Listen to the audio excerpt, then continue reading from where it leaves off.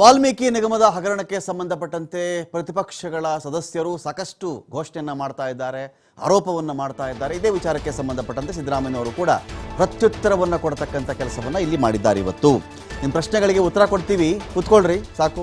ಎಷ್ಟೇ ಮಾತಾಡ್ತೀರಾ ನೀವು? ನಿಮ್ಮ ಕಾಲದ ನಮಗೆ ಗೊತ್ತಿಲ್ವಾ? BJP ಕಾಲದಲ್ಲಿ ಏನೇನು ಹಗರಣಗಳಾಗಿದೆ ನಮ್ಗೆ ಗೊತ್ತಿಲ್ವೇನ್ರಿ? ನಿಮ್ಮ ಪ್ರಶ್ನೆಗಳಿಗೆ ನಾನು ಉತ್ತರ ಕೊಡ್ತೀನಿ, ಕೂತ್ಕೊಳ್ಳಿ ಸುಮ್ಮನೆ.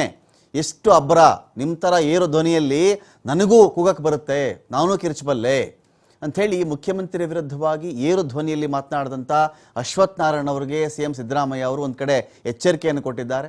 ನಿಮ್ಮ ಕಾಲದ ಭ್ರಷ್ಟಾಚಾರಗಳನ್ನು ಒಂದೊಂದೇ ತೆಗೆದಿಡ್ತೀವಿ. 40% ಭ್ರಷ್ಟಾಚಾರ ಮಾಡಿದವ್ರು ನೀವಲ್ವೇನ್ರಿ?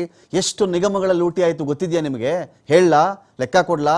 ತನಿಖೆ ಶುರು ಮಾಡೋಣವಾ ಅಂಥೇಳಿ ಅಶ್ವಥ್ ನಾರಾಯಣ್ ಅವರ ಬಾಯಿ ಮುಚ್ಚೋ ಒಂದು ಪ್ರಯತ್ನವನ್ನು ಕೂಡ ಮಾಡಿದ್ದಾರೆ.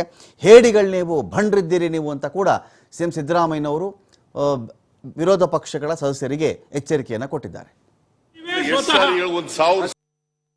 ಜಾತಿ ಪರಿಶಿಷ್ಟ ಪಂಗಡ ಅಂತ ಸಂವಿಧಾನದಲ್ಲಿರೋದು. ಅದರಿಂದ ನೀವು ದಲಿತ ದಲಿತ ದಲಿತ ಹೇಳಿದ್ರು ಕೂಡ ಪ್ರಾರಂಭ ದಲಿತ ನೀವೇ ಒಂದು 1000 ಸಾರಿ ಪರಿಶಿಷ್ಟ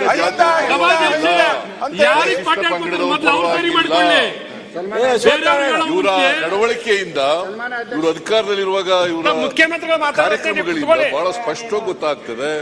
These people, the BJP people are against the social justice.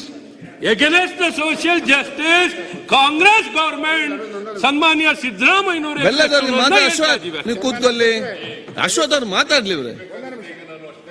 ತೆಗೀರಿ, ಯಾರು ನಿಮ್ನ ತಡೆದಿದ್ದಾರೆ? ನಿಮ್ಗೆ ಅಧಿಕಾರ ಕೊಟ್ಟಿರೋದೇ ಎಲ್ಲ ಸರಿ ತೆಗಿತೀನಿ ಈಗ. ಭ್ರಷ್ಟಾಚಾರದ ವಿರುದ್ಧವಾಗಿದ್ದೀವಿ. ಭ್ರಷ್ಟಾಚಾರ ಈಗೆಲ್ಲ ಕೆಲವ್ರದೆಲ್ಲ ತೆಗಿತೀನಿ ಈಗ.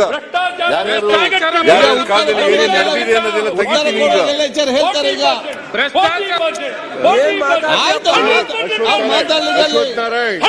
ಅಶ್ವಥ್ ನಾರಾಯಣ್ ಗೌಡ ನಿಮ್ಗಿಂತ ಜಾಸ್ತಿ ಕೂಗಕ್ಕೆ ಬರ್ತದೆ ನನಗೆ.